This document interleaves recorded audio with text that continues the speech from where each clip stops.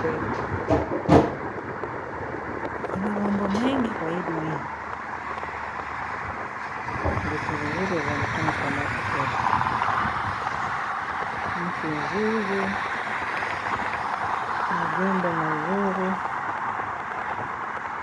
vyote vipendezavyo macho vipo, ila mioyo ya watu.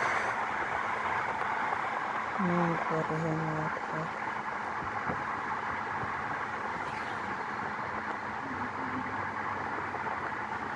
Tutembee tuone, tukajionea mazuri yapo duniani. Naona vitu vingi vizuri,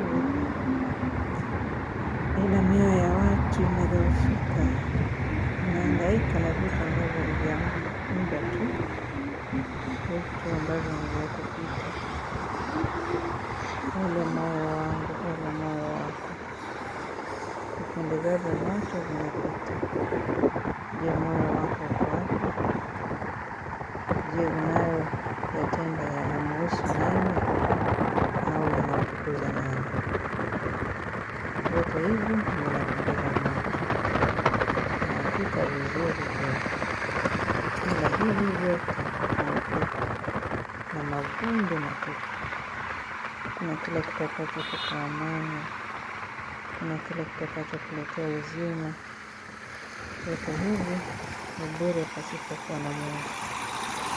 Tutaviona vingi, tutavishuhudia vingi, au tutakuwa navyo vile vile. Ila pasipokuwa na huyo Mungu, bure kabisa. Sulemani anasema vyote alivyokuwa navyo, kuna kile kilichompatia amani. Hakuna kile kilichompatia furaha katika moyo wake. Aligundua vyote kuwa bure kabisa. Akaona kwamba havina faida vyote. Hivi vyote vinavyo kwa macho vyapendeza, ila katika mioyo yetu kuna nini? Tunapanda nini? Mema mengi au mabaya mengi? Uzima upo au mauti?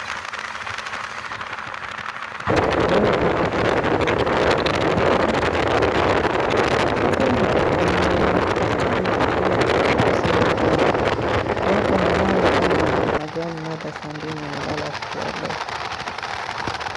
Tutakuwa amelala kwa upande gani? Au kuna wengine pia wamelala.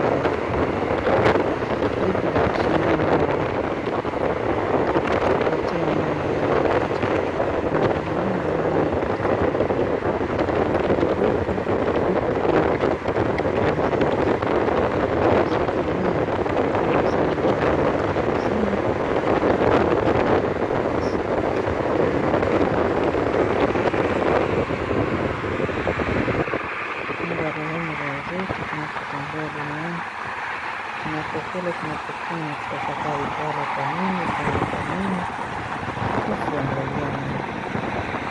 Hata nikukufa mwanadamu au matendo yetu, ule basi Mungu atujalie. Natumai mko wazima nami mzima. Tembee duniani tukaone yale ambayo yapo chini ya jua. Haya, kwaherini.